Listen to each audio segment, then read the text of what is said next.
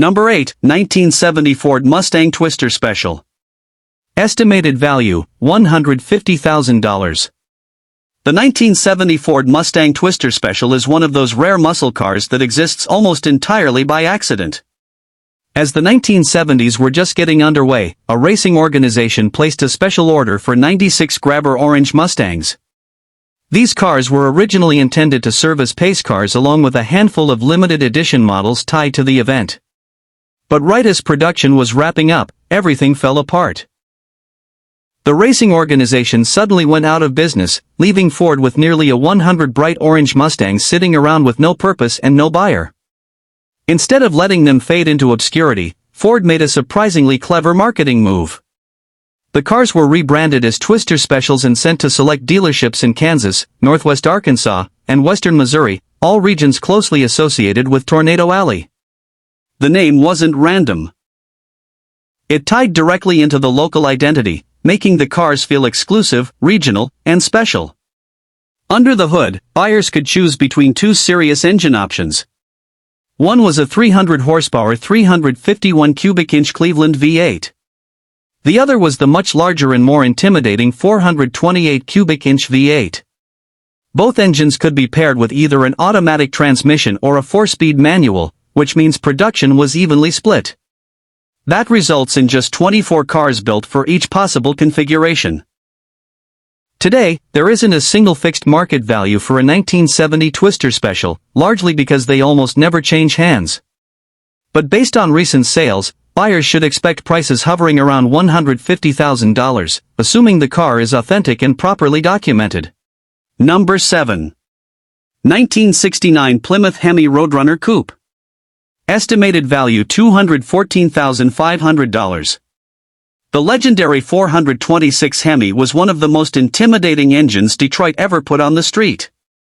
Rated at 425 horsepower, it carried such a fearsome reputation that rumors still circulate claiming some dealerships would only sell one to the most persistent and convincing customers. And to really understand just how intimidating the Hemi was, you only have to look at how many people actually ordered one. Take the 1969 Plymouth Roadrunner Coupe for example.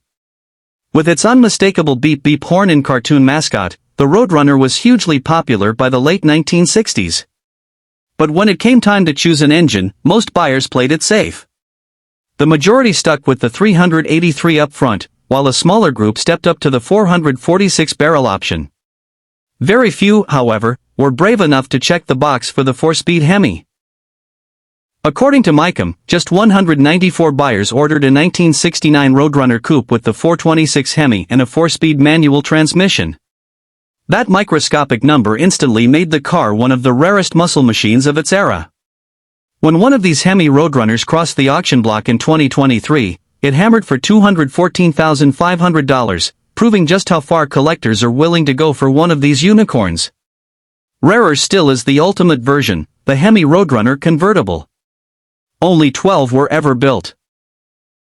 They're so scarce, in fact, that we couldn't even track down a photograph to include. Number 6. 1969 Plymouth Hemi GTX Convertible, $230,000. The Plymouth Hemi GTX represented the luxury side of Mopar muscle. While the Roadrunner focused on raw performance and stripped-down attitude, the GTX was designed for buyers who wanted serious speed wrapped in comfort, style, and a long list of available options. The legendary 426 Hemi V8 was technically available for the GTX rated at 425 horsepower. But just like with most Hemi-equipped cars, very few buyers were bold enough or wealthy enough to check that box, making the combination extraordinarily rare from the start. According to Micom, only 11 Hemi GTX convertibles were built for the 1969 model year. Of those, just 6 left the factory with an automatic transmission, making them even more elusive. These weren't bare-bones muscle cars, either. Buyers could load them up with features like a power-operated convertible top, factory electric windows, front bucket seats, a performance indicator, vacuum gauge, variable speed windshield wipers, and even a 150 miles per hour speedometer. When one of those 11 convertible Hemi GTX models surfaced for sale in 2020, the asking price climbed to $230,000. Even at that figure, the car ultimately failed to find a buyer. A reminder that rarity alone doesn't always guarantee a sale, even in the ultra-elite world of Hemi Mopars. Number 4. 1964 Ford Fairlane Thunderbolt. Estimated value $253,000. The Ford Fairlane Thunderbolt burst onto the scene in 1964 as a purpose-built weapon for the drag strip. Unofficially, many insiders believe the real output was far higher, possibly closer to 500 or even 600 horsepower. The Thunderbolt existed for one reason: competition. In the early 1960s, Ford's go-to drag racer was the Galaxy. But against lightweight Super Duty Pontiacs and Max Wedge Mopars, the Galaxy was simply too heavy to stay competitive. Ford needed something smaller, lighter, and far more aggressive. That answer came in the form of the Fairlane 500. Cars left the production line stripped of non-essential comforts like heaters, sound-deadening material, and even radios. From there, they were sent to Dearborn steel tubing, where the engine bay was extensively reworked to accept the oversized 427 engine borrowed from the Galaxy. Once completed, the Fairlane Thunderbolt tipped the scales at roughly 3,200 pounds, right at the NH minimum weight required to compete in the Supertalk class. In total, just 100 Thunderbolts were produced. Of those, 51 were equipped with automatic transmissions, while 49 left the factory with manual gearboxes. Today, the Thunderbolt is one of the most respected factory drag cars ever built. According to Classic.com, the average value of a 1964 Fairlane Thunderbolt sits around $253,000, cementing its status as a blue-chip piece of American muscle history. Number 4. 1964 Ford Fairlane Thunderbolt. Estimated value $253,000. The Ford Fairlane Thunderbolt burst onto the scene in 1964 as a purpose-built weapon for the drag strip. Unofficially, many insiders believe the real output was far higher, possibly closer to 500 or even 600 horsepower. The Thunderbolt existed for one reason: competition. In the early 1960s, Ford's go-to drag racer was the Galaxy. But against lightweight Super Duty Pontiacs and Max Wedge Mopars, the Galaxy was simply too heavy to stay competitive. Ford needed something smaller, lighter, and far more aggressive. That answer came in the form of the Fairlane 500. Cars left the production line stripped of non-essential comforts like heaters, sound-deadening material, and even radios. From there, they were sent to Dearborn steel tubing, where the engine bay was extensively reworked to accept the oversized 427 engine borrowed from the Galaxy. Once completed, the Fairlane Thunderbolt tipped the scales at roughly 3,200 pounds, right at the NH minimum weight required to compete in the Supertalk class. In total, just 100 Thunderbolts were produced. Of those, 51 were equipped with automatic transmissions, while 49 left the factory with manual gearboxes. Today, the Thunderbolt is one of the most respected factory drag cars ever built.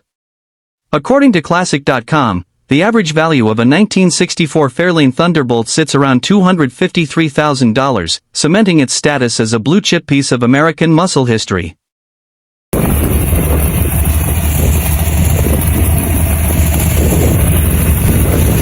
Number 3. 1963 Chevrolet Impala Z11, $296,000. 1963 was a downright wild year for drag racing. This was the era when so-called Swiss cheese Catalinas were ripping up the asphalt, cars drilled full of lightning holes to the point where it was sometimes hard to tell whether there was more metal missing than still intact. It was also the year Chevrolet unleashed one of its most extreme factory creations, the Impala Z11. Chevrolet's regular production option code Z11 unlocked a very special version of the W Series engine. It started life as a 409, but engineers pushed displacement all the way to 427 cub-in. That jump came courtesy of a longer 3.65-in-stroke crankshaft working inside the 4.3125-in bore of the standard 409 block. Officially, the Z11 was rated at 430 horsepower, but as was common practice in the early 1960s, that number was widely believed to be conservative. Many enthusiasts and historians suggest the real output was much higher, potentially in the neighborhood of 500 horsepower or more. Power was sent through a Borg-Warner T104 speed manual gearbox, and stopping duties were handled by heavy-duty brakes borrowed directly from the Corvette Z06. According to Haggerty, a total of 57 Impala Z11 models were built, but only 25 were produced for the 1963 model year. Today, each one is valued at roughly $296,000 in good condition, making the Z11 of the most coveted drag-era Chevrolets ever created. Number 2. 1967 Ford Shelby GT500 Super Snake. Estimated value $2.2 million. In 1967, Carroll Shelby took the Ford Mustang to an entirely new level by dropping a modified 428 cubic inch Police Interceptor V8 under the hood. Shelby created the very first GT500, a brutal 355 horsepower machine that transformed Ford's pony car into a true muscle legend. The GT500 was a success almost immediately. According to Mecum Auctions, Ford sold 248 examples, proving there was real demand for Shelby's vision. But lurking beyond the standard GT500 was something far more extreme. A version so rare that only one was ever built.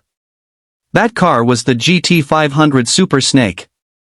Created specifically for a Goodyear tire promotional event. The Super Snake was engineered to run 500 m at an average speed of 142 miles per hour, demonstrating the durability of Goodyear's new Thunderbolt tire. To make that possible, Shelby installed a purpose-built GT40 Mark II 427 engine, producing an astonishing 600 horsepower along with a host of performance upgrades throughout the car. This Oniophone Super Snake became an instant legend, and when it crossed the auction block in 2019, it sold for $2.2 million, making it the most expensive Mustang ever sold at the time. Number 1. 1971 Plymouth Hemi Cuda Convertible. Estimated value $3.5 million. The Plymouth Barracuda had only been on the market since 1964. But by 1971, it already felt like the end of the road. The muscle car era was rapidly shrinking with an oil crisis looming and stricter emissions regulations right around the corner.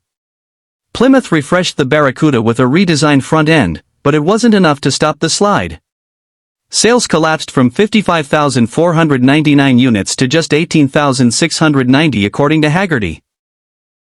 And as often happens when demand falls off a cliff, certain trims and engine combinations were quietly transformed into future legends. One of the most extreme examples is the 1971 Hemi Convertible. The final year buyers could still order the legendary 426 engine. In total, just 12 Hemi Cuda convertibles were built. Only 7 were intended for the United States market, while the remaining 5 were exported overseas. And according to Haggerty, just 3 of those 12 were equipped with a 4-speed manual transmission. Each of these drop-top muscle cars packed 425 horsepower, and today they exist in a financial universe of their own.